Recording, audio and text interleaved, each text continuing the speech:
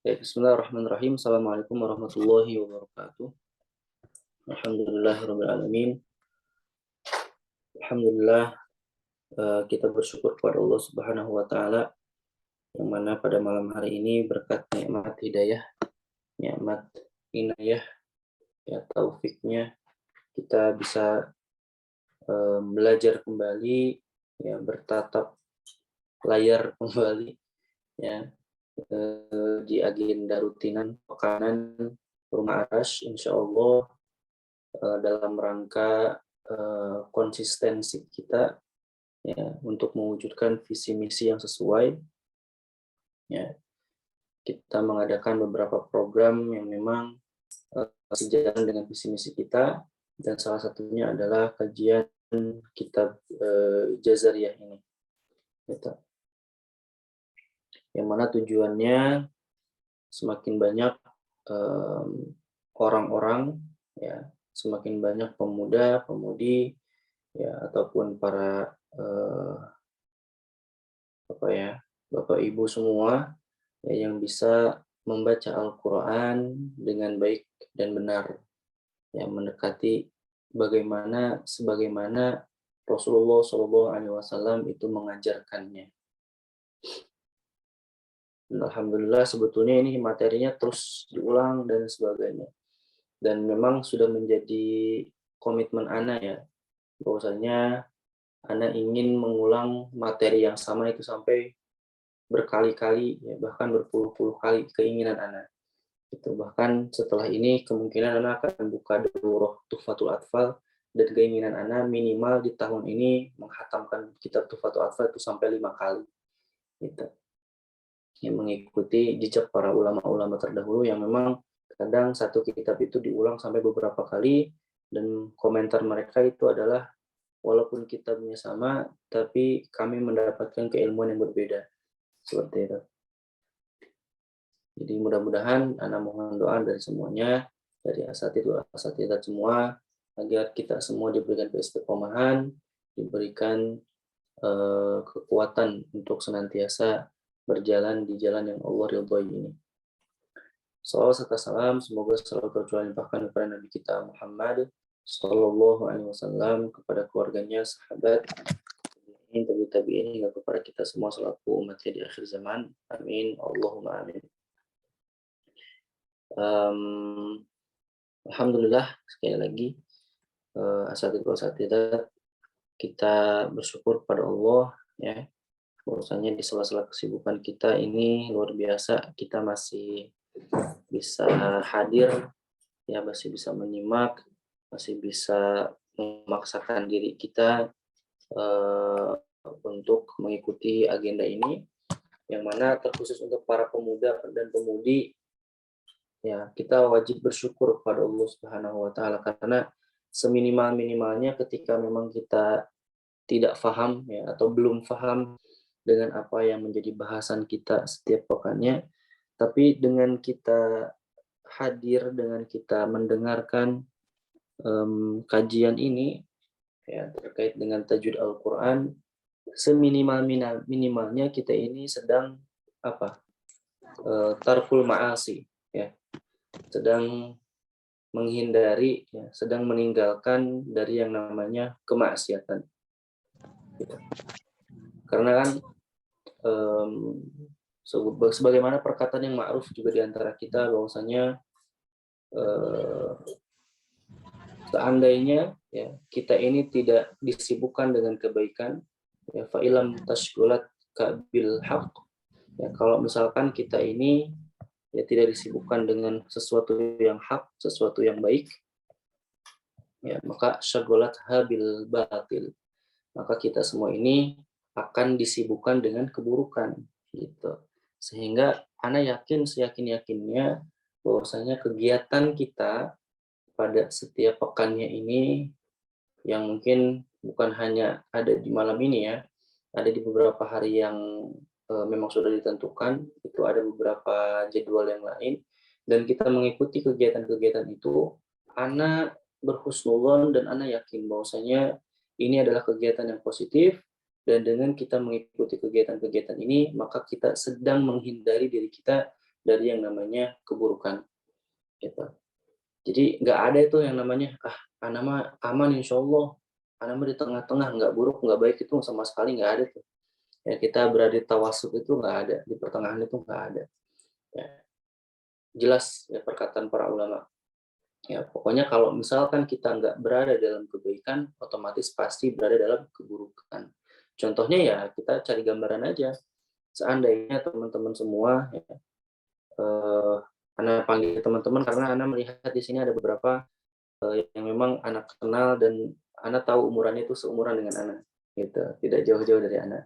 Jadi afwan ketika memang ada di antara asatidzah yang memang sudah lebih senior dari Ana dan dipanggil teman-teman, mohon tidak tersinggung. Ya. Jadi seandainya salah satu di antara kita misalkan ya tidak mengikuti kegiatan pada malam hari ini, ya, maka pertanyaannya apa yang sedang kita lakukan? Ya kalau misalkan kita ini tidak membuka buku pada malam hari ini, ya menyalahkan handphonenya dan masuk ke room Zoom ini, maka sedang apa kita? Ya apakah kita sedang membaca Al-Quran? Alhamdulillah. Kalau apakah kita sedang menghafalkan Al-Quran? Alhamdulillah. Jikalau itu pun. Apakah kita sedang murojaah? Ya, jikalau itu pun. Apakah kita sedang scroll IG, ya scroll TikTok, scroll YouTube, ya sedang nonton-nonton hal-hal yang memang dilarang, yang mendengarkan hal-hal yang dilarang. Ya. Pertanyaannya itu, apa yang sedang kita lakukan? Gitu sehingga ketika memang semuanya sepakat ya, dengan kita mengikuti kegiatan ini, maka kita sedang tarkul ma'asi, kita sedang meninggalkan kemaksiatan-kemaksiatan yang mungkin saja kita lakukan ketika kita tidak mengikuti kegiatan ini, maka sekali lagi kita patut bersyukur kepada Allah. Agar apa kita bersyukur kepada Allah? Ya jelas, la in syakartum la'azidannakum. Agar Allah tambah nikmatnya. Yang tadinya cuma 1 minggu sekali, mungkin karena Allah tambahkan nikmatnya, kita bisa mengikuti kegiatan-kegiatan yang lain. Ya Allah lapangkan waktunya, Allah sehatkan badannya, insya Allah. Lalu yang tadinya hanya sekedar mengikuti tidak paham, karena kita bersyukur kepada Allah, maka Allah tambahkan dengan pemahaman. Rabbi zidni ilman warzuqni fahman. Ya Allah tambahkan keilmuan kepada diri kita dan juga menambahkan dengan rezeki kepahaman, masya Allah. Nah, ya jadi mudah-mudahan sekali lagi kita semua diberikan oleh Allah Subhanahu wa taala keistiqomahan untuk hadir senantiasa menuntut ilmu, beribadah kepada Allah Subhanahu wa taala ya dengan cara menuntut ilmu dan juga mengamalkan ilmu. Nah, insya Allah asatidzah semua, kita pada malam hari ini akan melanjutkan pembahasan pekan lalu, yang mana di pekan lalu kita sudah membahas terkait dengan makhraj huruf hamzah dan juga huruf ha. Ya sudah, insyaallah mafhum. Nah, sekarang insyaallah kita akan masuk di pembahasan yang selanjutnya dari tenggorokan, yakni adalah huruf ain dan juga huruf ha. Ya. Izin Anda akan share screen.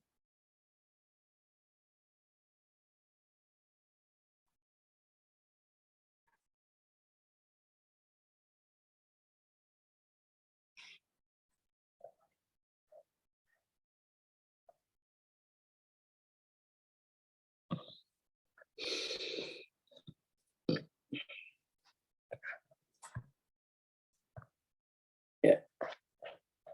Baik, sebelum kita lanjut ke pembahasan selanjutnya, coba Anda ingin bertanya dulu, siapa yang masih ingat dengan pembahasan sebelumnya, ya bisa open mic langsung saja, langsung bisa menjawab. Pokoknya aktif, Anda harap semuanya bisa aktif, ya agar pembelajaran pun bisa lebih hidup, ya dan tidak terasa waktu 1 jam atau 1,5 jam. Seperti itu.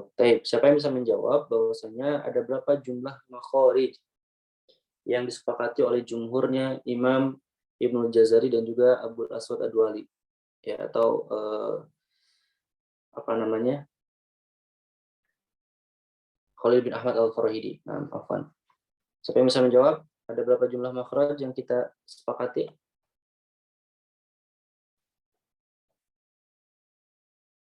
ini pertanyaan yang berulang ya teman-teman semua, sehingga nggak perlu khawatir salah. Yakin betul. Ada berapa jumlah makhraj yang kita sepakati?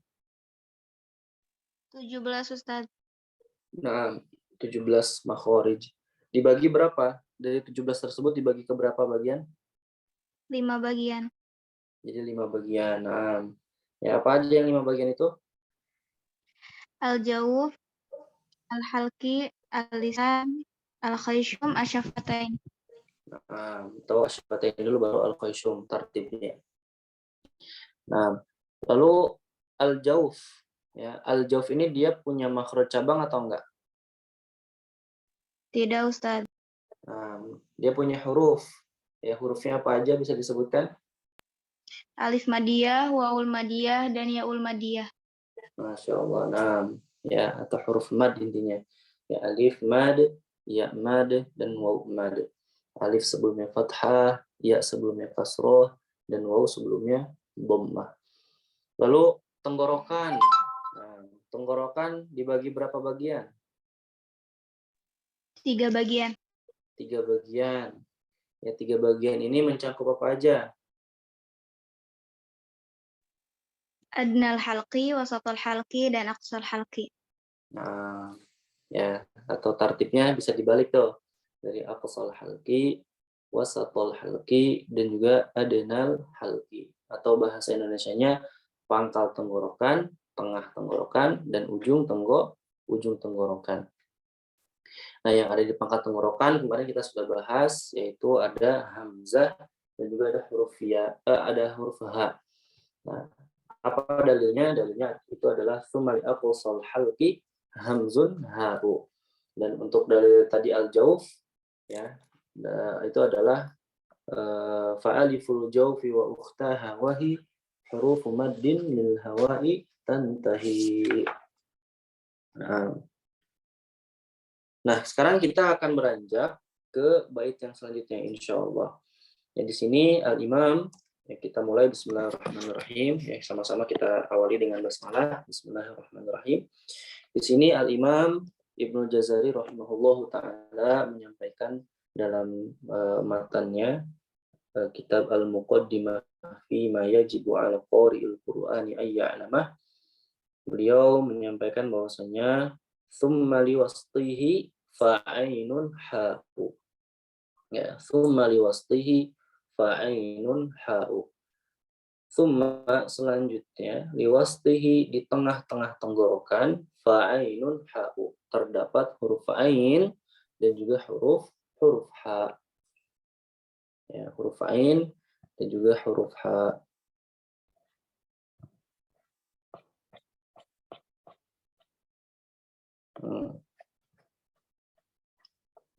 Nah, ini.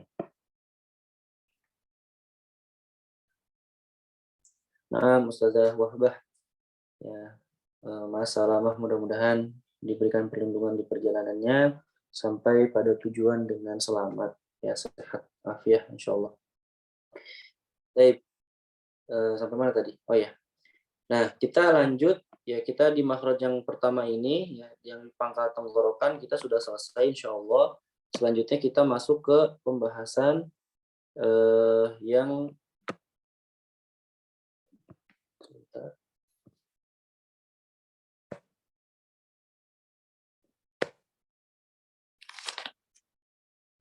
sebentar.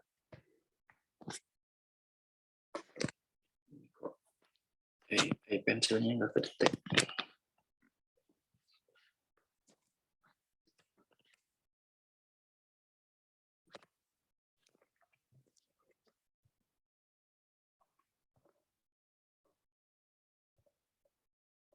Nah, ke pembahasan yang kedua itu huruf ain dan huruf ha. Ya, jadi huruf ain dan huruf ha ini ternyata dia berada setelah daripada makhraj huruf hamzah dan juga huruf ha. Ya, terlihat sangat dekat teman-teman semua, masya Allah. Ya, hamzah dan ha ini ada di pangkal tenggorokan dan ain dan ha itu berada di tengah tenggorokan. Ya, siapa yang masih ingat istilah untuk dua huruf yang berdekatan itu apa namanya dalam bahasa Arabnya? Siapa masih ingat? Apa istilah untuk dua huruf yang makhrajnya berdekatan? Mutaqaribain bukan Ustaz? Nah, mutaqariban. Ya, mutaqariban. Artinya dua huruf yang berdekatan. Ya, sehingga wajar, bukan wajar sih, maksudnya sangat sensitif ya, sangat sangat perlu diperhatikan untuk orang-orang yang membaca Al-Qur'an, mobil khusus dalam pembahasan kita, yakni hati-hati huruf ain baca hamzah atau baliknya hamzah baca ain. Ya sering terjadi, misalkan wal mu'minin dibaca wal mu'minin atau yang harusnya a'u dibacanya a'u. Ya, kenapa memang? Karena memang saking berdekatannya dua makhraj ini antara hamzah dengan ain. Atau juga saudaranya, yaitu huruf ha dengan huruf ha. Ya, ini sama-sama mutaqariban, dua huruf yang sangat berdekatan. Ya, liqurbiha. Ya, karena berdekatan ini sampai-sampai sering terjadi apa? Hiraf, ya, inhiraf, apa namanya? Tergelincir, ya, sering terpeleset gitu. Yang harusnya dibaca bismillahi dibaca bismillahi. Ya, atau misalkan harusnya ar-rahmani dibaca ar-rahmani. Ar-rahmani. Nah, ya sehingga ini tidak sesuai gitu. Emang fatal ya? Fatal, sangat fatal. Ya, dalam bahasa Arab ketika kita salah dalam pengucapan huruf ya, dan dalam waktu yang sama ternyata ada kata yang apa ya? Kata yang mirip hanya beda huruf aja, misalkan al-alamin dengan al-alamin. Kalau arti al-alamin ini kan artinya segala atau semesta alam, ya, seluruh alam. Ya, atau alam lah intinya, alam. Ya, baik itu alam alam manusia, alam jin, alam malaikat dan seterusnya. Lalu kalau al-alamin itu maknanya kalau tidak salah adalah kehancuran. Ya, kehancuran atau penyakit gitu. Ya, anak khawatir terbalik. Itu intinya antara kehancuran kalau tidak salah. Ya, al-alamin segala kehancuran. Al-alamin segala alam. Ya, semesta alam. Terus misalkan antara ha dengan ha, ya kita alhamdu menggunakan ha, alha, alhamdulillah, ya. Tapi kita baca dengan huruf ha, misalkan alhamdu. Nah, maka itu artinya pun beda. Alhamdu segala puji. Kalau alhamdu segala penyakit. Nah, itu sangat beda. Maknanya sangat jauh. Masya Allah. Ya, sehingga sekali lagi penting kita mempelajari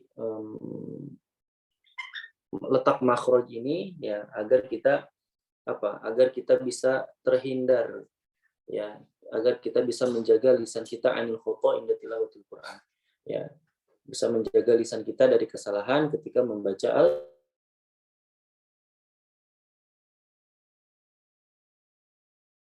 ya. Coba ana ingin nanya ke selain raudhah, ya, selain raudhah yang 018, ya. Siapa yang masih ingat cara untuk mencari makhraj? Ya. Siapa yang masih ingat cara untuk mencari makhraj? Disukunkan Gusti. Iya, betul. Disukunkan huruf yang ingin kita cari, lalu yang kedua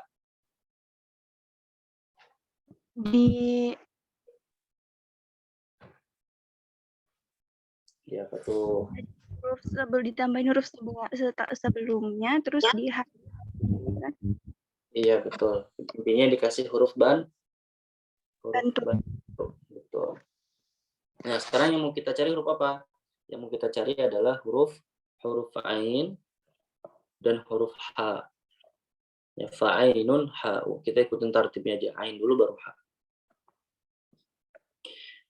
Nah, setelah huruf ain dan huruf ha-nya kita sukunkan, ya karena susah, ya walaupun bukan berarti tidak bisa ya, susah aja intinya. Ya, huruf ain sukun, ya disempitkan tenggorokan kita, ya disempitkan. Ya. Huruf ha sukun, dan seterusnya. Maka kita kasih huruf bantu di depannya. Ya, kita kasih hamzah saja. Ya, nanti kita kasih hamzahnya, kita madkan aja. Nah, sehingga bagaimana? Kita langsung praktekkan saja. Ya, setelah kita ketahui bahwasanya huruf ain dan huruf ha ini ada di tengah tenggorokan, jadi mohon diingat ya teman-teman semua, sekarang kita sudah mempelajari bahwasanya huruf ain dan huruf ha itu terletak pada tengah tenggorokan.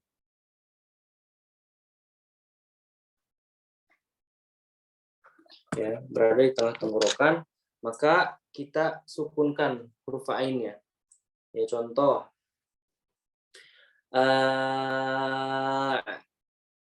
lagi i u, ya, kita tasydidkan.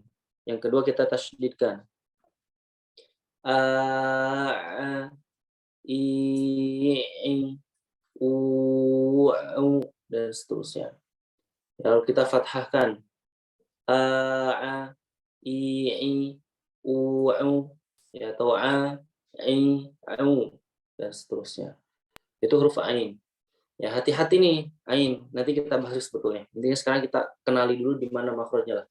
Ya, intinya dirasakan sekali lagi ketika latihan huruf yang ini ya dalam posisi sukun, pastikan betul-betul huruf ain ini berada di tengah tenggorokan dan menyempit teman-teman semua, bukan bersentuhan.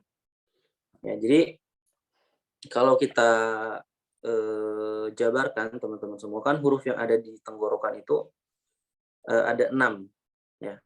Huruf yang ada di tenggorokan itu kan ada 6. Ya. Ada hamzah ha, ain ha, ghain dan kho. Betul?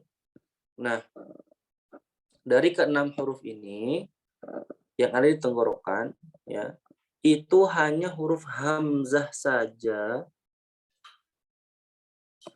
yang mana tenggorokan itu menempel. Ya. Yang mana tenggorokan itu mengatup, ya. Si tenggorokan itu betul-betul nempel antara satu sisi dengan sisi yang lain. Ya, contohnya kalau misalkan hamzah sukun, kita langsung nggak ada suara, nggak ada nafas. Nggak ada lagi nafas, nggak ada lagi suara. Nah, tapi kalau misalkan ha, ya itu tidak menempel tenggorokannya antara satu sisi dengan sisi yang lain, itu tidak menempel, tapi berdekatan atau menyempit. Contoh, masih ada nafas yang keluar, otomatis masih ada celah atau masih ada ruang ya yang tidak tertutup. Contoh lagi ain. Nah, ain juga sama. Ain itu dia tidak menempel kedua sisinya. Kalau menempel tuh begini suaranya.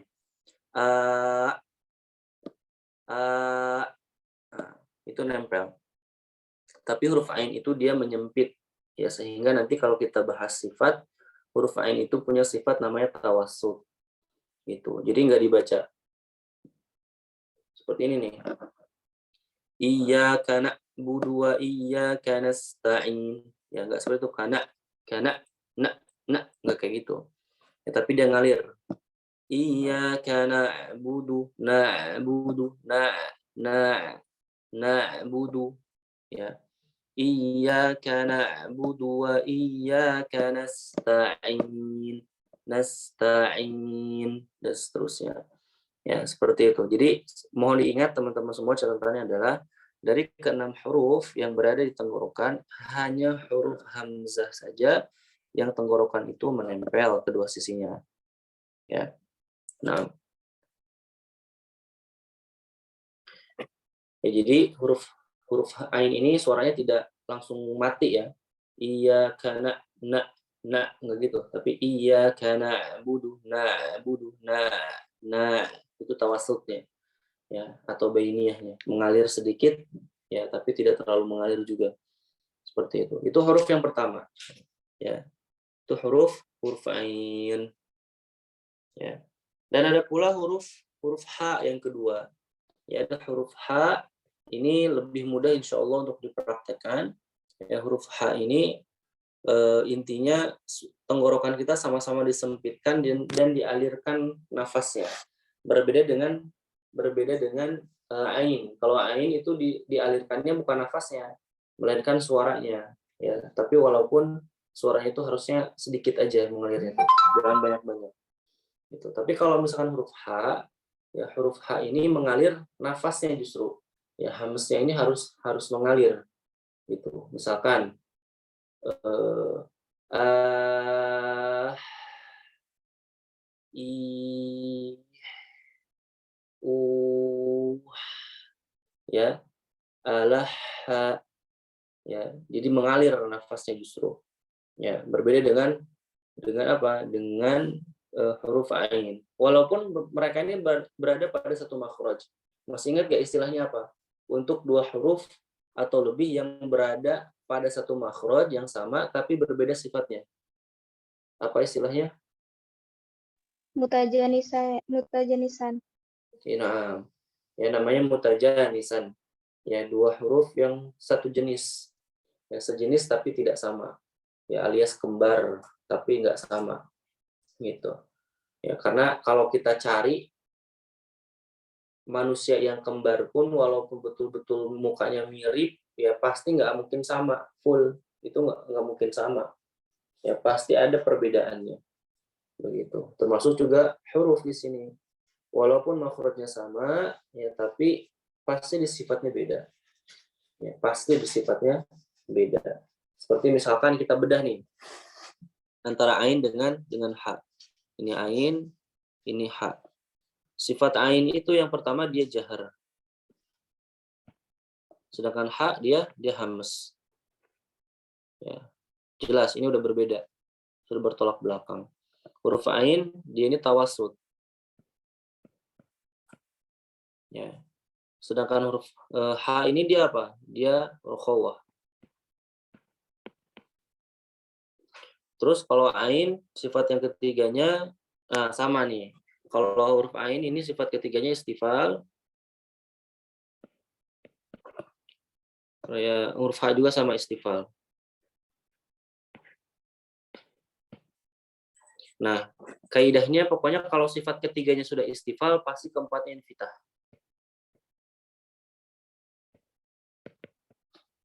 Ya, sifat keempatnya juga pasti infitah. Sifat yang kelimanya nggak perlu kita bahas. Nah, jadi di sifat yang ke satu dan keduanya ini udah beda. Ya, pasti ada perbedaan. Nggak mungkin sama semuanya, itu nggak mungkin. Nah, untuk teman-teman yang sudah pernah belajar pasti paham apa maksudnya jahar, apa maksudnya hamz, apa maksudnya tawasud, apa maksudnya rukhawah, apa maksudnya istifal, infitah dan seterusnya. Ya, tapi untuk yang belum, intinya kalau ada dua huruf yang makhrajnya sama, belum tentu sifatnya sama, itu aja yang perlu dipahami. Ya. Belum tentu sifatnya sama. Namanya apa? Namanya mutajanis. Ya. Dan ha ini dibacanya tipis. Ya, kenapa? Karena sifatnya itu istifa dan juga infitah. Jadi nggak dibaca gimana ya? Kalau ha tebel. Ya. Ar-Rahman, Ar-Rahman, Ar-Rahman itu nggak kayak gitu. Tapi Ar-Rahman, Ar-Rahim dan seterusnya. Nah, mudah-mudahan bisa dipahami lah. Kita mencoba untuk teorinya nggak perlu banyak-banyak lah, intinya kita belajar makhraj itu kita tahu di mana letaknya. Ya, ain berarti di tengah tenggorokan, ha di tengah tenggorokan, dan mereka berada di satu makhraj yang sama, mutajanis. Seperti itu. Bisa dipahami teman-teman semua? Kira-kira bisa dipahami. Untuk intinya kalau misalkan guru-guru tuh ada RPP kan namanya ya. RPP itu nanti di situ ada apa ya? Ada salah satu tujuannya itu adalah tujuan dibuat RPP adalah menyampaikan tujuan. Ya, jadi tujuan pembelajarannya apa sih gitu. Nah, tujuan mempelajari makhraj ini adalah intinya teman-teman tahu dulu aja di mana letak makhraj. Gitu. Ya, jadi kalau sekarang ketika anak tanya di mana letak makhraj huruf ain, jawabannya adalah di mana? Huruf ain terletak pada tengah tenggorokan. Nih, di tabel juga Anda sudah share. Ya, di tabel juga Anda sudah share. Di sini teman-teman sudah bisa menemukan ain dan ha itu berada di tengah tenggorokan. Ya, berada di tengah tenggorokan. Lalu sebelumnya hamzah dan ha itu ada di pangkal tenggorokan atau paling belakang. tenggorokan paling belakang. Gitu. Ya, bisa dipahami ya insyaallah ya. Dalilnya juga di sini sudah dijelaskan. Ya, tsumma liwasfihi fa'ainun ha'u. Ya, untuk dalil huruf hamzah dan ha, tsumma li aqsal halqi hamzun ha'u dan seterusnya. Ya, bisa dihafalkan oleh teman-teman semua, insyaallah. Ada yang mau ditanyakan dulu, teman-teman? Sebelum kita kasih tahu apa aja sih kesalahan yang sering terjadi pada huruf ain dan ha. Ya, cukup. Tidak ada yang tanyakan, jelas ya sementara ini. Nah, kita pelajari sekarang apa sih kesalahan yang sering terjadi ya secara umum pada huruf ain. Ya, kita bahas ain dulu. Ya, huruf ain dulu. Nah, kesalahan yang pertama di sini Syekh Dr. Aiman Nusriswet menyampaikan bahwasanya kesalahan yang pertama adalah kita membacanya dengan suara yang tidak jelas ya sehingga mirip dengan huruf alif yang dibaca tebal. Ya, contohnya na budu, na budu.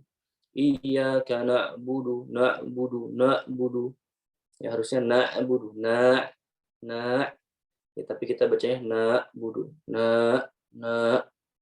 Ya, jadi kayak alif lah intinya. Ini kesalahannya. Yang pertama, ya suaranya tidak jelas sehingga mirip dengan alif. Iyyaka na'budu, na'budu. Nah, itu salah. Harusnya iyyaka na'budu, na. Ya, itu yang harusnya. Itu kesalahan yang pertama. Yang kedua adalah apa? Yang kedua adalah bunyinya terputus ketika dibaca sukun. Nah, ini juga sering terjadi. Nah, ingat, huruf ain ini dia punya sifat namanya tawasud. Nih, Ana lingkari pakai warna merah. Sifat tawasud. Nah, sifat tawasud ini artinya dia pertengahan. Ya, dia ini harus sedikit mengalir suaranya. Ya, bukan syiddah. Jadi ada salah satu sifat dalam huruf itu namanya syiddah. Syiddah ini tidak mengalir suaranya. Tapi kalau ain ini tawasud, artinya dia ini sedikit mengalir. Ya, sedikit mengalir suaranya. Sehingga jangan kita baca misalkan contohnya na'budu ya, kita gampang aja contohnya na'budu. Kita baca seperti ini. Iyyaka na'budu, iyyaka na'budu wa iyyaka nasta'in. Itu salah. Iyyaka na'budu itu salah. Harusnya apa? Harusnya tawassut. Ya, tawassut itu mengalir ya suaranya walaupun cuma sedikit. Contoh iyyaka na'budu. Kalau lambatnya iyyaka na'budu, seperti itu. Ya, jadi enggak dibaca na'budu, enggak kayak gitu. Ya, enggak seperti saktah enggak, tapi mengalir. Ya, itu kesalahan yang kedua. Sering apa? Sering terputus suaranya ketika dibaca sukun. Ya, wadih insyaallah. Yang ketiga, ya, huruf ain ini kan dia punya sifat apa tadi? Nah, ini sebetulnya nyambungnya ke sifat ya. Ya. Sifatnya itu dia istifal dan infitah. Ya, dia adalah huruf yang tipis. Ya, dia nggak bisa tebal huruf ain ini. Ya, huruf ain ini tidak bisa tebal. Kenapa? Karena sifatnya infitah dan juga istifal. Nah, kesalahan yang ketiga ini justru adalah huruf ain dibaca tebal kadang. Ya, huruf ain ini kadang dibaca tebal. Kenapa? Karena naiknya lidah. Ya, jadi kadang orang-orang itu membaca huruf ain itu bukan dari menyempitnya tengah tenggorokan. Justru dengan cara mereka mengangkat lidah belakangnya. Ya. Oh. Iya karena na. Sehingga misalkan contoh ada kalimat also. Ya. Harusnya dibaca also, dibaca also. also. Intinya dibaca tebal huruf ainnya, seakan-akan tebal. Ya harusnya huruf ain ini dibaca tipis, tapi pada apa ya? Pada kalimat-kalimat tertentu justru ain ini terdengar seperti tebal. Also, also, also, also, also. Susah dicontohkannya ya. Kalau dibuat-buat agak susah. Ya, intinya hati-hatilah.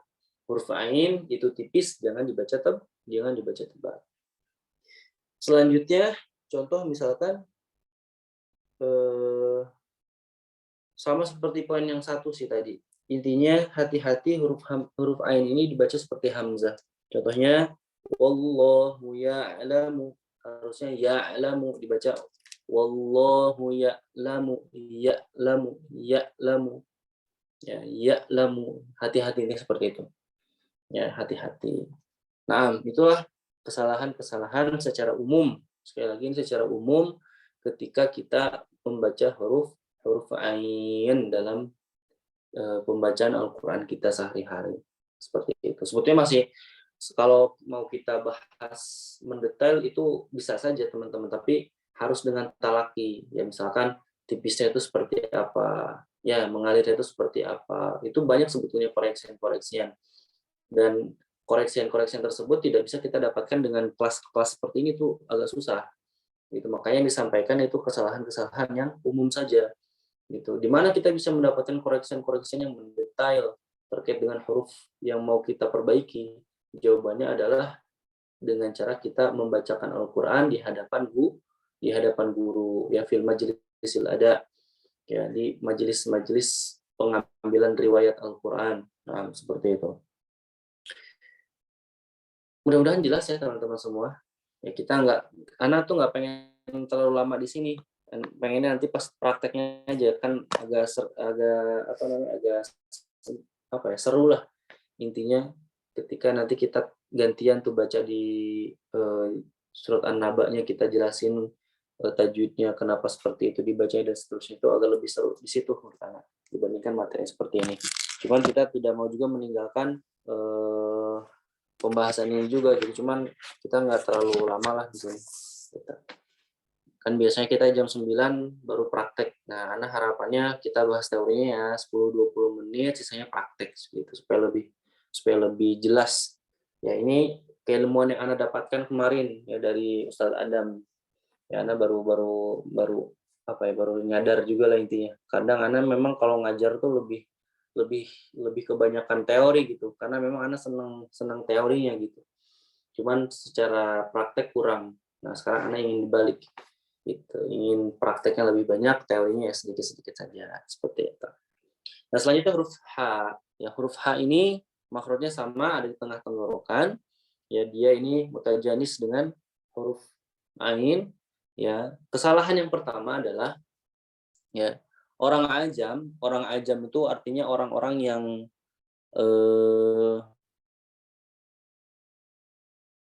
apa ya? Orang yang non Arab, ya non Arab. Ya, orang ajam itu adalah orang non Arab. Ya, orang ajam itu, orang non Arab itu sering membaca huruf H itu menjadi seperti huruf kho. Nah, betul juga. Ya, sering Anda mendengarkan bacaan anak-anak sih sebetulnya. Walaupun wallahu alam kalau yang sudah dewasa Anda belum menemukan sepertinya. Walaupun mungkin ada aja. Ya, harusnya dibaca alhamdu jadi alhamdu. Oh, Anda pernah punya teman yang membaca Al-Quran kepada anak, dan seperti itu dia dari Jawa tapi alasannya. Jadi orang Jawa tuh agak susah ternyata ketika membaca alha katanya. Ya, dia dari Solo kalau nggak salah. Ya gitu. Jadi baca itu alhamdulillahi rabbil alamin. Dan memang seperti itu. Ya ada beberapa daerah yang memang sulit. Ya, contohnya seperti tadi, harusnya alhamdu malah jadi seperti kho. Alhamdulillahi rabbil alamin. Ya, ataupun ada juga yang enggak seperti huruf kho tapi justru jatuhnya ke bawah seperti huruf h. Ya. Alhamdu dibacanya alhamdu. Ya, seperti yang tadi Anda jelaskan.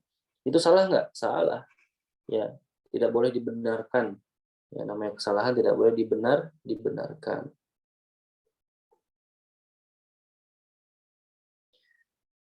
Lalu kesalahan yang kedua apa? Kesalahan yang kedua ini lebih kepada bunyi hamsnya ini lemah. Ya, harusnya Ar-Rahmani dibacanya Ar-Rahmanir Rahim. Ar-Rahmanir Rahim. Harusnya Ar-Rahmanir Rahim. Ar-Rahmanir Rahim. Tapi kita bacanya Ar-Rahmanir Rahim. Ar-Rahmanir Rahim. Ya, harusnya Ar-Rahmanir Rahim. Ya, hamsnya ini harus kuat. Ya, harus mengalir, harus mendominasi seperti itu. Ya, jadi kesalahan yang kedua adalah dha'fu hamsiha, ya, lemahnya sifat hams pada huruf H, seperti itu. Dan kesalahan yang terakhir yang bisa kita bahas pada malam hari ini tentang huruf H ini adalah pada suaranya tidak jelas, ya, terutama ketika huruf H ini dibaca di depan huruf Ain. Ya, contohnya fasfah anhum. Fasfah anhum. Contoh. Ya, fasfah anhum. Fasfah.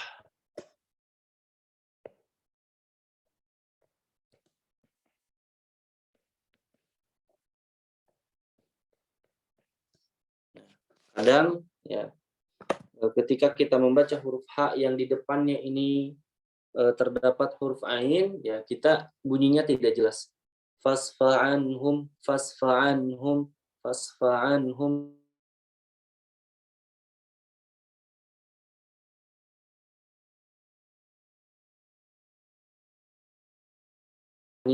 Kedua makhraj dari dua huruf tersebut. Ya, karena berdekatannya dua makhraj ini. Gitu. Jadi harusnya fasfah anhum, fasfah anhum. Gitu. Jangan sampai fasfa'anhum, fasfa'anhum, fasfa'anhum. Intinya jangan sampai kita terlalu buru-buru lah ketika membaca huruf H atau huruf Ain yang memang bertemu pada satu ayat. Nah, oke, teman-teman semua, itu penjelasan antara di mana letak makhrajnya dan apa saja sih kesalahan yang sering terjadi, ya, sehingga mudah-mudahan dengan kita mempelajari kesalahan-kesalahannya kita jadi tahu nih di mana kita harus tancap gas, di mana kita bisa bawa dengan cara santai, ya, di mana kita harus hati-hati dan seterusnya. Ibaratnya kita mempelajari lahan itu, kita seperti sedang mempelajari rambu lalu lintas, di mana kita boleh parkir, di mana kita harus pelan-pelan karena ada polisi tidur, di mana kita harus pelan-pelan lagi karena ada tikungan, ya, ada cabang jalan dan seterusnya. Dan tujuannya adalah liyalfidhu bi afshahil lughati, itu tujuan akhirnya. Ya, supaya kita bisa membaca Al-Qur'an yantiqu bi afshahil lughati, dengan bahasa yang paling fasih yang bisa kita bacakan. Seperti itu. Untuk apa? Ya, untuk mendapatkan keridhaan Allah Subhanahu wa taala. Ya, untuk menjaga keaslian Al-Qur'an, ya, agar lisan kita tidak terbiasa dengan kesalahan dan seterusnya. Wallahu a'lam bissawab. Ya, sampai sini ada yang mau ditanyakan dulu, teman-teman semua? Anda rasa gampang sih. Ya. Gimana, teman-teman? Ada yang ingin ditanyakan?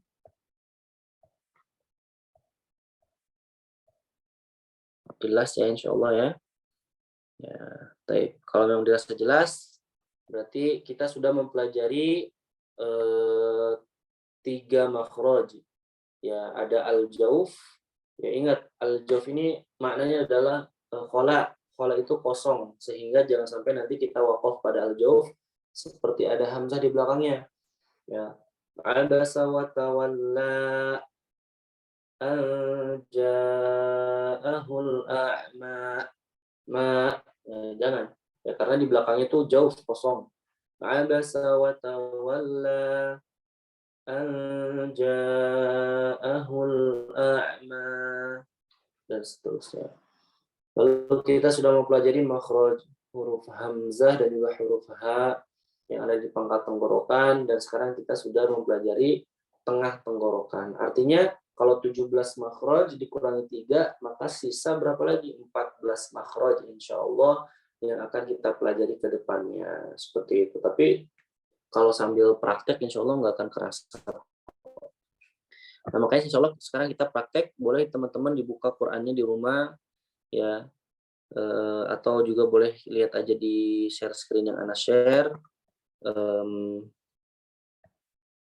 untuk kita membahas lagi prakteknya. Ya, praktek membaca Al-Quran di juz 30, khususnya kita di surah An-Naba dulu.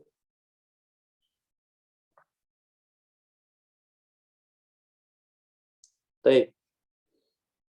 Coba sebelum kita mulai, Ana ingin mereview lagi, ingin memurojaah lagi supaya semuanya terus terikat, ya, teorinya yang akan mendukung prakteknya.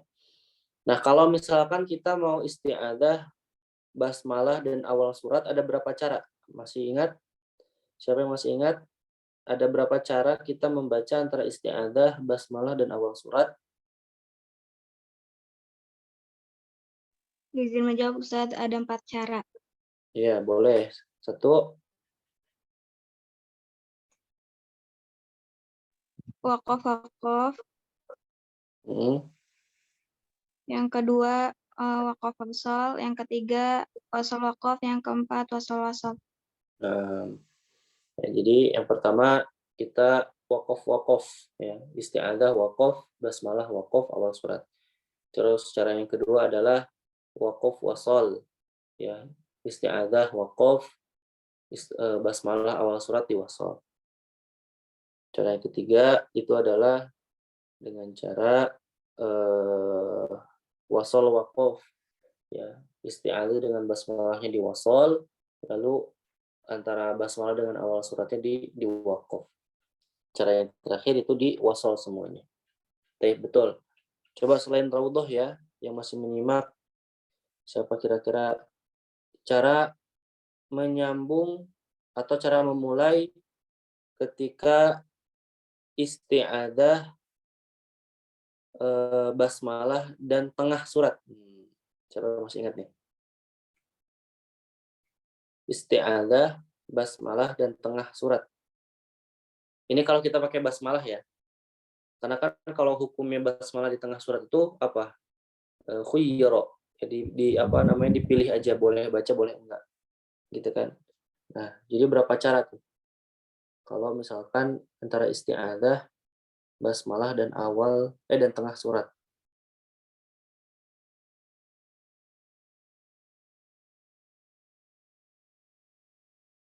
Ayo, pada catat gitu materinya. Ayo, siapa yang catat?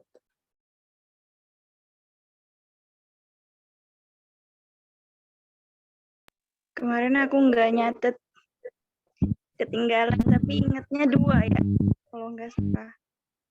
2.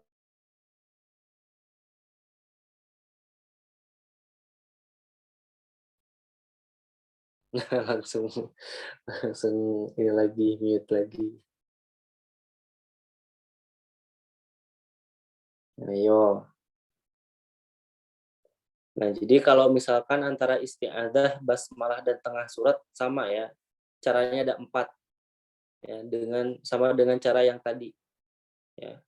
Waqaf waqaf, waqaf wasal, wasal waqaf, dengan wasal wasal.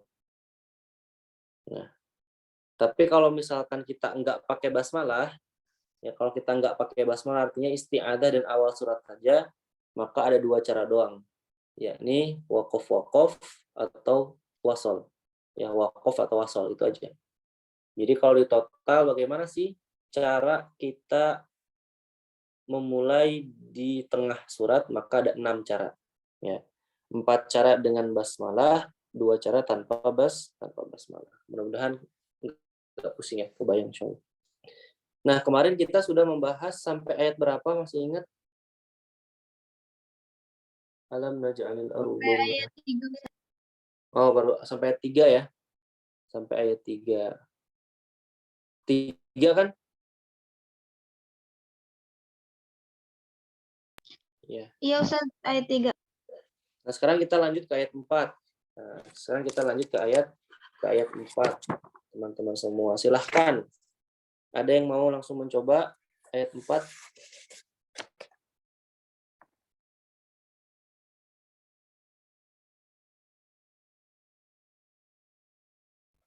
Oh, atau sebelum kita lanjut ke ayat 4, Ana ada PR ya. Ada PR untuk Ana untuk menjelaskan tentang gunnah. Ya, Ana greget sebetulnya kemarin ingin menjelaskan tentang gunnah. Walaupun untuk yang teman-teman yang sudah belajar lama dengan Ana, mungkin ini menemukan materi ini sudah berulang-ulang kali ya. Cuman Ana harap tetap gak bosan ya, karena ini penting untuk diulang supaya tidak lupa. Nah, jadi teman-teman semua, gunnah itu ada 5 tingkatan atau ada 5 kelompok ya, ada 5 kelompok lah. Kita anggap 5 kelompok. Ya. Kita pakai Indonesia aja tulisannya supaya jelas. Nah, ada gunnah itu terjadi ketika ketika ada mim atau nun yang bertasydid. Maka ini udah jelas gunnah. Ya. Pokoknya gunnah itu adalah sesuatu yang dikhususkan untuk huruf mim dan huruf nun. Nah, jelas ya. Ya, makanya kalau misalkan kita menemukan huruf mim atau huruf nun ini punya tasydid, maka jelas dia ini gunnah. Ya. Lalu di bawahnya ada apa? Di bawah mereka ada idgham bi gunnah.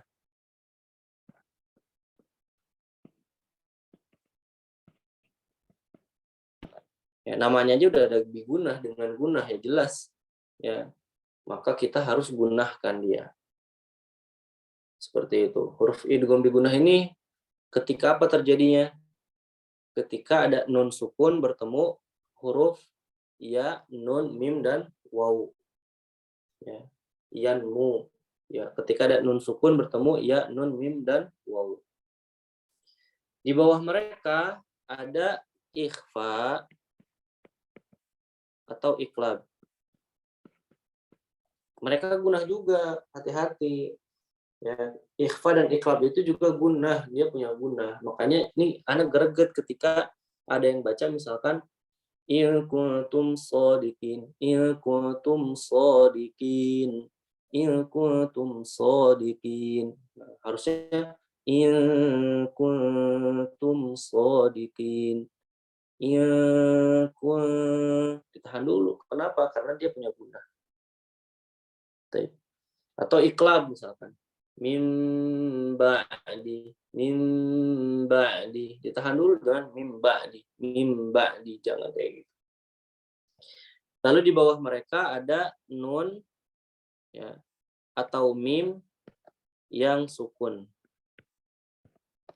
Ya, dia gunnah juga, punya gunnah, walaupun dia gunnahnya nanti merupakan gunnah yang lemah. Ya. Lalu di bawah dia mim atau nun yang berharokat.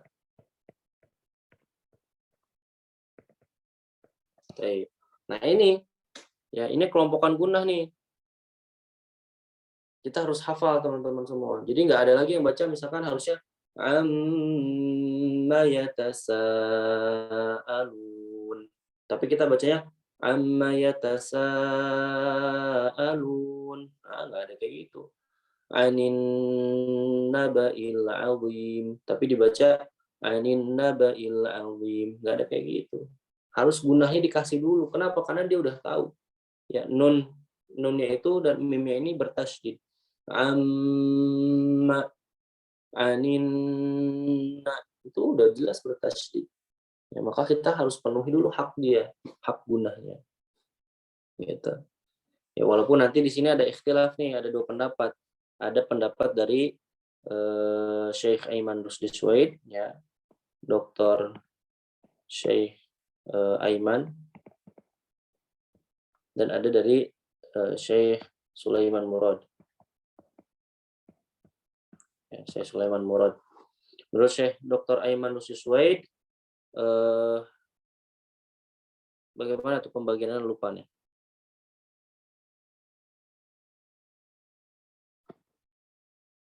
Kalau nggak salah segini.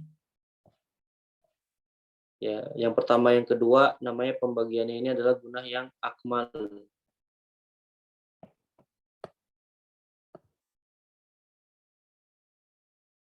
Atau gimana ya, lupa. Untuk yang pertama nih, ya kalau nggak salah, nun dan mim yang bertasydid namanya gunah yang akmal. Akmal ini pokoknya yang paling paling sempurna.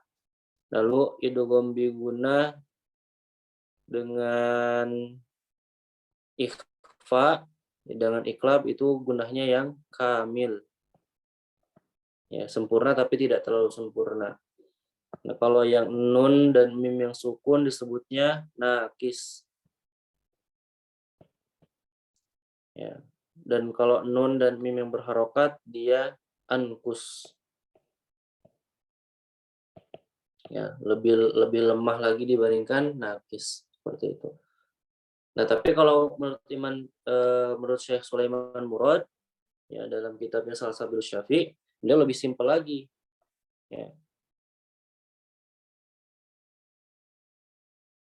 Poin 1 sampai 3 ya, disebutnya gunah yang kamil. Nun dan mim yang sukun disebutnya nakis. Gitu. Dan beliau tidak menyebutkan poin yang kelima. Ya, intinya hanya dua aja, kamil dan nakis. Dan kebanyakan ulama lebih setuju pada pendapat Syekh Sulaiman Murad sebetulnya. Seperti itu. Jumhur lebih senang kepada pendapat Syekh Sulaiman Murad, seperti itu. Nah, ini tingkatan-tingkatan gunah. Jadi intinya jangan sampai ada kebingungan lagi, teman-teman. Ya, jangan sampai yang harusnya dibaca gunah malah nggak dibaca gunah gitu. Nah, sehingga jelas nih, amma gunah apa dia? Gunah kamil menurut Syekh Sulaiman Murad. Tapi kalau menurut Syekh Aiman,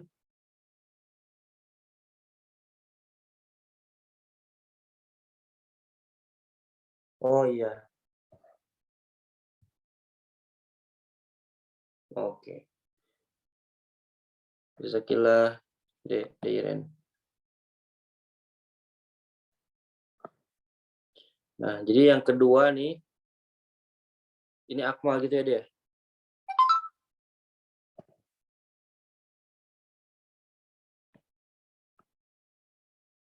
Nah, yang ikhfa iklab dia kamil. Gitu ya dia. Ya, jadi kelompokannya gitu. Kalau yang Syekh Sulaiman Murad bener ya deh, gitu ya deh.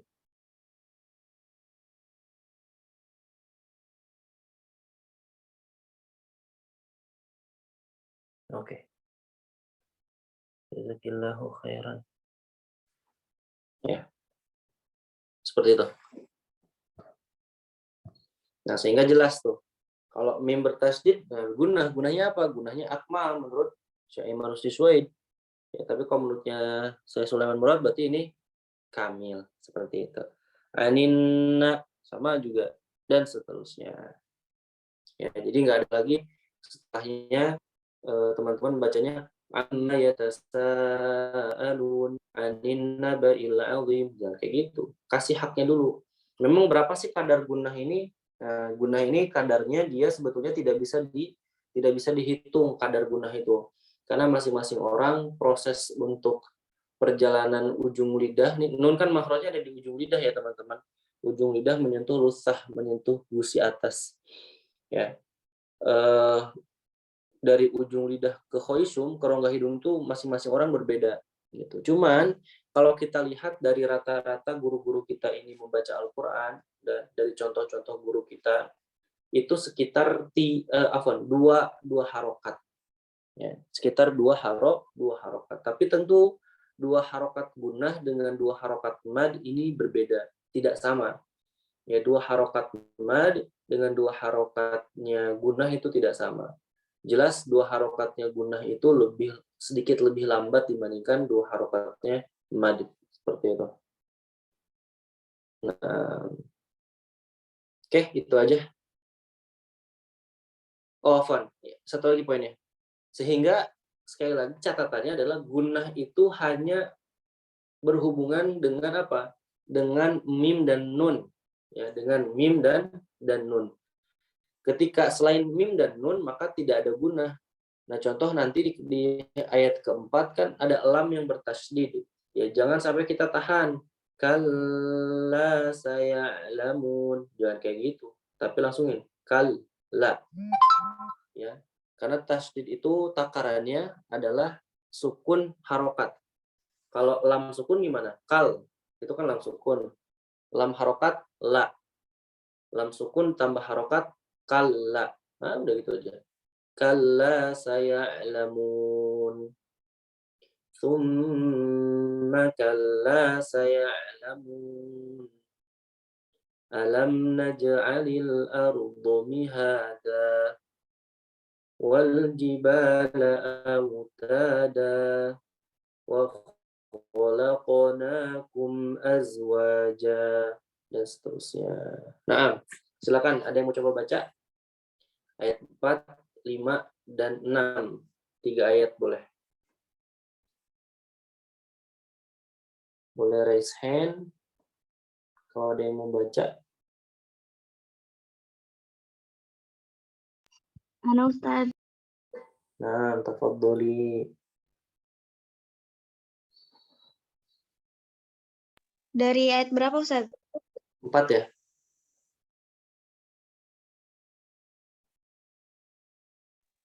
Baik Ustaz. A'udzu billahi minasy syaithanir rajim.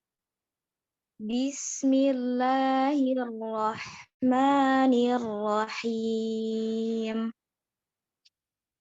Kalla saya'lamun. Tsumma kalla saya'lamun. Alam naj'alil arda mihada. Baik. Coba di ya-nya itu langsungin aja, jangan terlalu lambat, jangan isba. Kalla saya'lamun, ya'lamun gitu. Ya'lamun langsungin. Kalla saya'lamun. Tsumma kalla saya'lamun. Ulangi. Kalla saya'lamun. Tsumma kalla saya'lamun. Nah, ya kayak gitu. Jadi jangan sampai nanti kayak ada tambahan alif di antara iya-nya. Kalla saya'lamun, ya'lamun, dan itu langsungin. Kalla saya'lamun, gitu. Jadi kalau kalau satu hurufnya berharokat ketemu huruf yang sukun ya langsungin aja, langsung langsung masukin gitu, langsung kasih ke huruf yang selanjutnya seperti itu. Oke.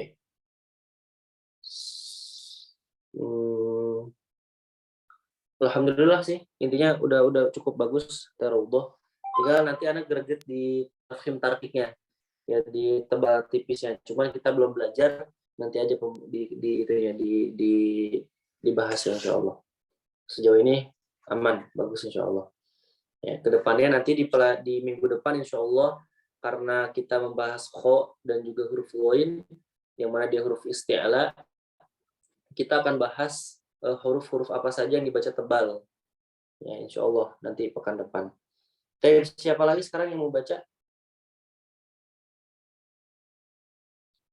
Ada lagi yang mau baca?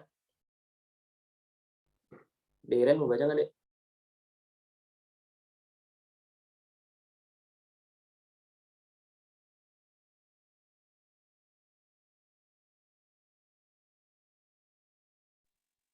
Aku mau coba. Oke, boleh. Allah.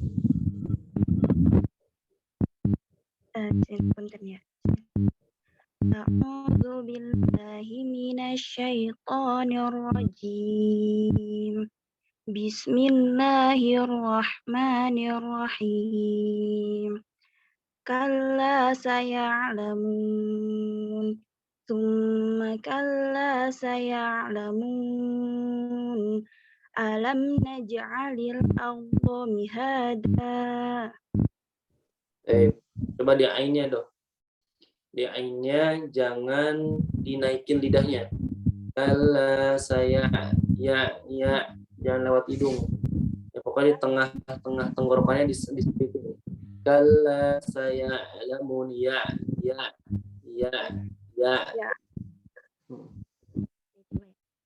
Kalla saya'lamun. Nah, dan jangan kayak ada kosongnya, jangan dijeda, jangan putus. Kalla saya jangan gitu, ngalir. Kalla saya ya lamun.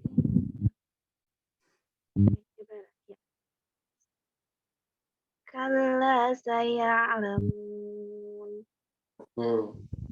Tsumma kalla saya'lamun. Nah, ditipisin ya, pokoknya dilatih sampai betul-betul nyempit tenggorokan itu. Kalla saya lamun, kalla saya lamun, kalla saya lamun. Sebetulnya ada salah satu metode latihan untuk menyempitkan tenggorokan, tapi enaknya offline. Kalau online ini kan agak susah. Ya, jadi kalau lagi kelas offline biasanya kita sambil ketawa-ketawa tuh latihan huruf ainnya. Tapi alhamdulillah paling tidak kita dapat catatan-catatannya lah. Ya, kita dapat faidah bahwasanya bagaimana cara mengucapkan huruf ain dan seterusnya. Kayak gitu loh. Jadi huruf ainnya ditipisin. Ya, huruf ainnya ditipisin, ya disempitin tenggorokannya. Kalla saya'lamun ya'lamun ya kalla saya'lamun thumma kalla saya'lamun alam naj'alil arda mihada. Oke. Selanjutnya ada lagi satu orang lagi.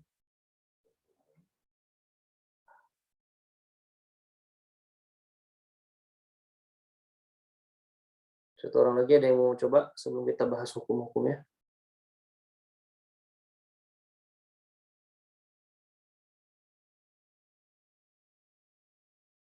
Hani mau coba, Hani?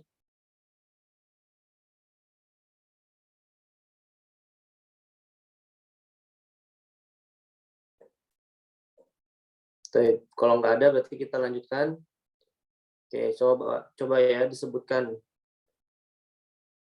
Kalla, apa hukumnya?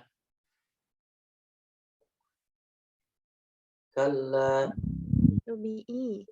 Matobi'i hurufnya ada berapa? Ada 3. Apa aja? Alif, waw sukun, waw mad, ya mad. Ya, ada 3. Kalla, la itu matobi'i. Saya lamun. Mad arid li sukun. Mad arid li sukun. Berapa harokat mad arid li sukun?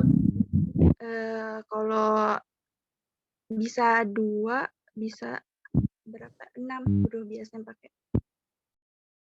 Jadi berapa aja yang bolehnya itu? Bisa 2, bisa 4, 5, 6, terus 6. Lupa. Nah, bisa 2, bisa 4, bisa 6.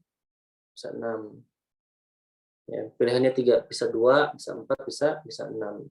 Seperti itu. Nah, kan kalau mad itu istilah mad nih, ini Ana ingin sampaikan lagi.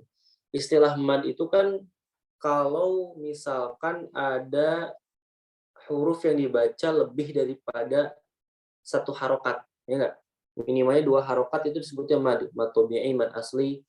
Ya, lebihnya nanti bisa jadi mad jaiz, mad wajib, mad arid li sukun, ya mad lazim dan seterusnya. Terus kalau yang 1 harokat disebutnya apa, Dok? Ada yang tahu nggak?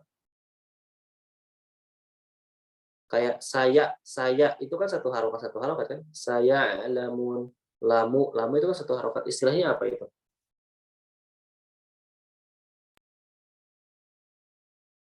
Ada yang bisa jawab nggak? Sekali lagi kan kalau istilah mad itu untuk yang lebih daripada satu harokat, 2, 3, 4, 5, 6. Itu kan disebutnya mad.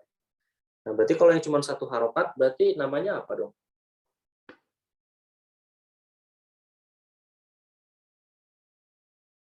Ada yang bisa jawab? Belum tahu. Yang satu harokat itu namanya qasr. Ya, walaupun yang kita pahami qasr itu untuk 2 harokat ya. Cuman di sini kita pakai istilahnya qasr. Qasr itu untuk 1 harokat dan mad dimulai dari 2, 3, 4, 5, dan 6 itu disebutnya mad. Qasr itu 1 harokat. Ya. Walaupun nanti di bahasa atau di istilah yang lain, ya qasr itu adalah 2 harokat. Qasr itu 2 harokat, tawassut itu ada 4 harokat, dan tul itu 6 harokat. Ya, cuman dalam konteks pembahasan ini yang 1 harokat disebutnya qasr. Seperti itu. Mudah jelas. Lanjut. Apa tuh hukumnya tuh? Hah? Gunah mim. Gunah. Tuh, gunah. Gunah apa kira-kira? Masih ada yang hafal nggak? Menurut Syekh Aiman Rusdi Suwaid, gunah apa namanya? Nakis. Gunah apa? Yang Hah? kenal. Gunah apa? Gunah nakis. Nakis. Yang menurut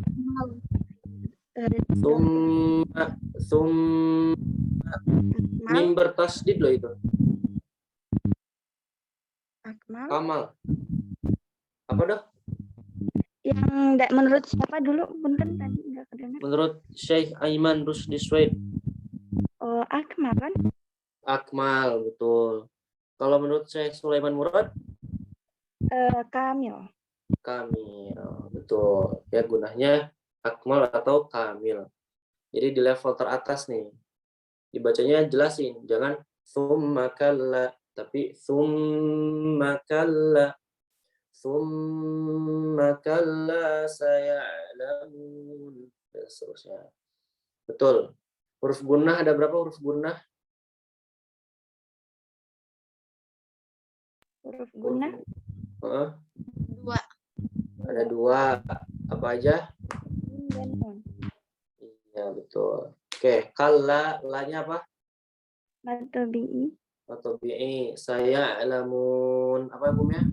Alif li sukun. Ada alif li sukun. Jadi ingat zaman madrasah dulu ya. Dulu tuh pas anak lagi masih kecil tuh, biasanya pengajian di kampung, karena anak di kampung kan, di malam-malam tertentu ada namanya tajwidan. Ya, malam tajwidan ini biasanya di yang malam yang paling horor buat anak dulu tuh. Ya, jadi dari Senin sampai Selasa kita ngaji biasa, dersan. Nah, nanti di malam Kamis, itu ada tajwidan. Jadi baca satu orang disebutin apa hukumnya, apa aja huruf-huruf dari hukum tersebut dan seterusnya. Ini malam yang paling horor. Makanya kadang kita dari rumah berangkat tapi kita main bola ujung-ujungnya. Kita nggak ngaji. Karena dulu Anu termasuk orang yang telat bisa baca Quran, sehingga takut aja gitu kalau dites tuh. Itu padahal justru pentingnya. Gitu, agak nyesel juga sih. Ya itu dulu gitu dulu. Tajwidan kalau di kampung Anu tuh sebenarnya tajwidan. Tajwidan gitu. Ya lah kuliah.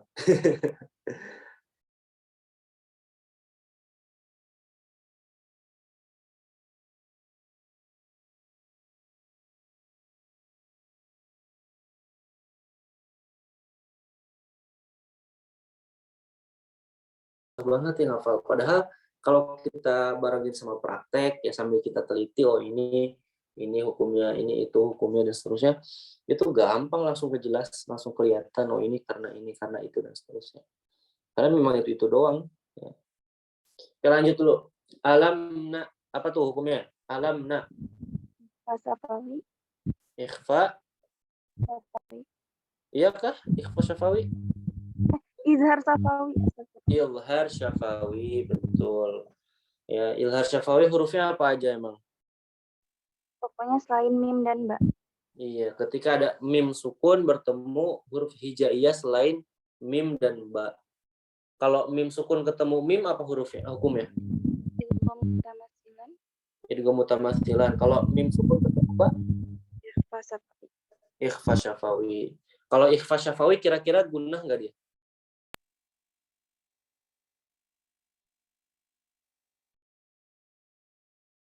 Kalau ikhfa syafawi kira-kira dia punya gunnah nggak? Ada mim. Iya. Ada ya, ada gunnah. Ikhfa syafawi dia ada gunnahnya. Gunnah level keberapa berarti dia? Kalau menurut Syekh Aiman Rusdi Suwaid, akmal, kamil, nakis atau ankus? Nakis gak? Tinggal dicek aja tadi catatannya. Mim sukun kan? Ikhfa atau iklab tuh. Akmal, kamil, nakis atau ankus? Oh, maksudnya ke ikhfa bukan ke mim sukun. Iya kan, itu ikhfa syafawi kan? Iya, ikhfa Safawi kan beda sama ikhfa. Sama. Oh gitu. Kirain ikhfa yang sukun. Jadi maksud ikhfa di sini itu adalah baik ikhfa hakiki maupun ikhfa syafawi ya. Iya. Ya, baik. Jadi satu level tuh. Ikhfa hakiki, iklab, ikhfa syafawi itu satu derajat ya.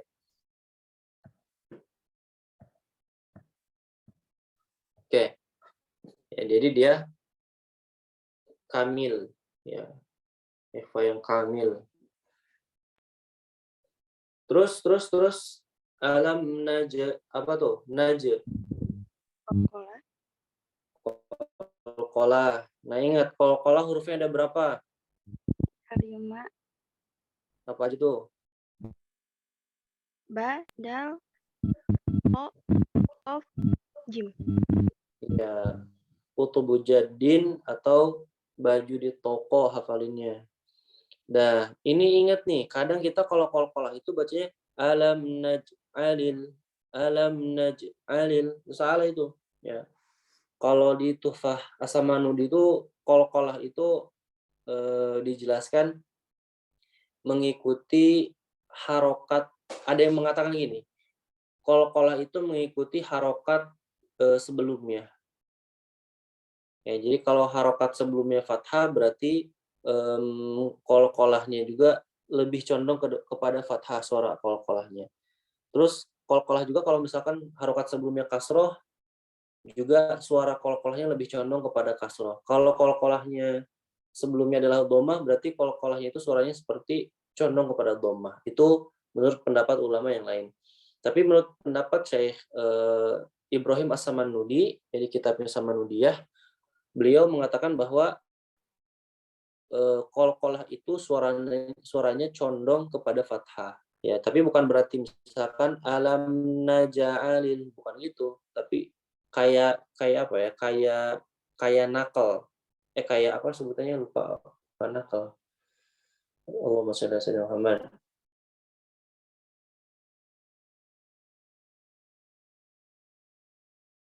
Je. Alam naj'alil arda mihada dan seterusnya. Alam naj dan seterusnya. Kayak gitu. Itu qalqalah. Oke, lanjut. Alil apa hukumnya? Alif lam komariah. Alif lam qamariyah. Ya, alif lam qamariyah. Betul. Ardo. Nah, kira-kira nih ada yang bisa nebak nggak huruf ro-nya di sini tebal atau tipis? Tebal. Tebal. Karena sebabnya apa? Sebelumnya harokat fathah. Betul. Karena sebelumnya harokat fathah. Jadi dibacanya bukan alam naj'alil ardo bukan itu, tapi aru. Ya, tebalin.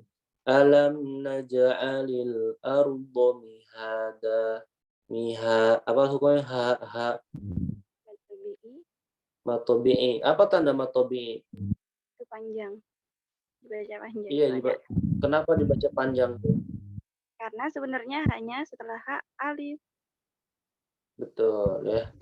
Cuman dia kasih alamatnya pakai fathah berdiri ya. Sama kalau da, apa tuh terakhir nih? Mihada, Mad iwad. mad, Mad iwad. mad iwad. Ya, betul. Mad iwad ini apa penjelasan mad iwad?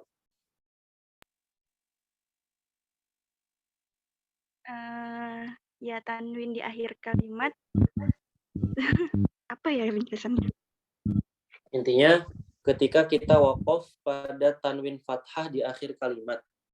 Ya, sudah pasti tuh kalau misalkan kita tanwin fathah di akhir kalimat pasti ada alifnya. Ya, kecuali tanwin pada akhir kalimatnya pada kalimat yang di akhirnya itu tak marbutoh. Ya, maka tidak berlakulah mad iwad. Ya. Karena dia jadi hak kan berubahnya.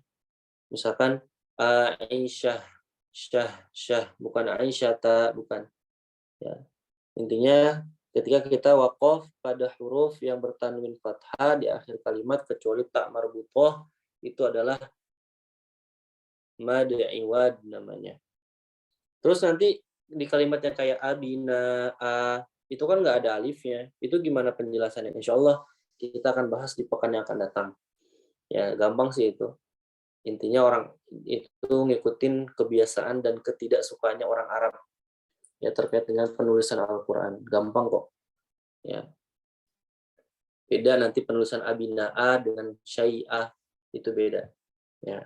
Nanti kita bahas insya Allah pekan yang akan datang. Wallahu a'lam bishawab. Alhamdulillah teman-teman semua kelihatannya sepele banget ya sih. Belajar tajwid itu kayak gini-gini doang gitu. Padahal justru dengan kita belajar seperti ini kita sedang melatih refleks.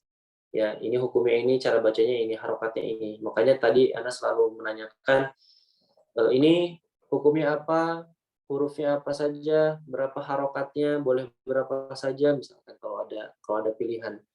Ya, lalu misalkan Anda contohkan kesalahannya di mana, ya Anda contohkan yang betulnya bagaimana supaya sekali lagi kita refleks. Kita bisa membaca Al-Qur'an tuh ngalir aja bilutfi finutki. Ya dengan lembut ketika membacanya. Ya tanpa ada istilah takalluf atau ta'assuf. Ya tanpa ada beban ataupun jadi males-malesan kayak gitu. Jadi santai aja. Gitu. Kita pertengahan membacanya. Insya Allah mudah-mudahan ke depannya kita bacaannya semakin bagus ya karena sekali lagi intinya tajwid itu adalah praktek sih bukan teori.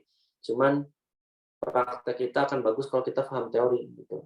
Kayak misalkan tadi Ana mau menjelaskan terkait dengan tafhim tarkik, mana huruf yang tebal, mana huruf yang tipis, itu Ana masih agak canggung gitu menjelaskan, khawatir nanti nggak nyambung gitu karena belum tahu teorinya. Tapi nanti insya Allah kalau sudah tahu teorinya, ya pekan depan insya Allah kita akan bahas mana saja huruf yang dibaca tebal, mana saja huruf yang dibaca tipis, mana saja huruf yang dibaca kadang tebal, kadang tipis. Nah, itu kita akan semakin bagus lagi insya Allah bacaan Al-Qur'annya. Karena memang di tajwid itu pembahasannya makhraj, sifat, tafhim tarkik, itu aja kita kuasai insya Allah bacaan itu akan bagus.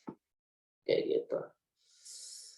Oke, sampai sini dulu. Ada yang ingin ditanyakan teman-teman semua?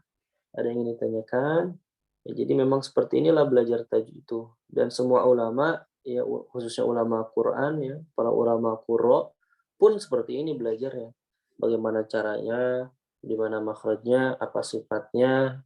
Ya memang kayak gitu. Mau dimanapun, mau di Mesir, mau di Indonesia, ya sama. Gitu. Gimana, ada yang mau ditanyakan dari Fikri? Deiren nggak ada suaranya. Deiren tadi diketik. Ndok, gimana Ndok? Hana, Sulisma, ini Sulisma Sinaga baru kayaknya ya. Ustaz Haryanto, ahlan Ustaz. Terus Laila, Raudoh ada 2. Ya Masya Allah. Mudah-mudahan kita istiqomah ya. Dan sepertinya teman-teman semua kita jadwalnya akan ganti di malam Jumat. Afwan jiddan. Ya, afwan. Karena kita judulnya pindah ke malam Jumat karena di malam Kamis Ana ada agenda rutinan dengan Ustadz Ana untuk ya intinya apa ya, Ana pun perlu ada sisi ruhiyah yang perlu dikasih asupan makan lagi. Jadi di setiap malam Kamis itu Ana ada satu kelas, ya ada satu pertemuan dengan beliau, guru Ana, gitu, dengan beberapa teman Ana khusus insya Allah, dan sudah tidak bisa diganggu gugat lagi waktunya, seperti itu. Jadi dengan sangat diharapkan teman-teman bisa menyesuaikan kegiatan kita tetap berjalan, walaupun 1-2 orang kita insya Allah kita akan tetap berjalan di setiap malam Jumat insya Allah. Jadi malam Sabtu ada kelas Tuhfatul Ihtidah, di malam Ahad insya Allah ada kelas fikih, di malam Senin insya Allah segera nanti ada kelas baca kitab, belajar bahasa Arab pakai kitab Al-Arabiyah Linasyiin dengan Ustazah Ummu, siapa nama kunyahnya. Jadi beliau tidak mau disebutkan nama aslinya karena privacy katanya, jadi pakai nama kunyah aja, Ummu siapa, Ana lupa nah kunyahnya. Lalu nanti di malam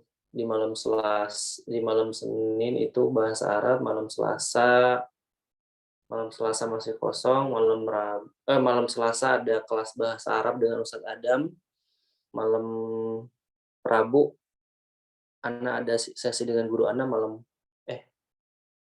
Rabu masih kosong berarti ya, malam Rabu masih kosong, malam Kamis ada sesi dengan guru Ana, dan malam Jumat ada kelas Jazari. Jadi full, Masya Allah, kegiatan Rumah Arasnya.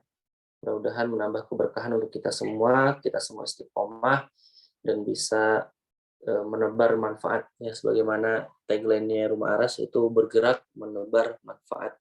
Masya Allah.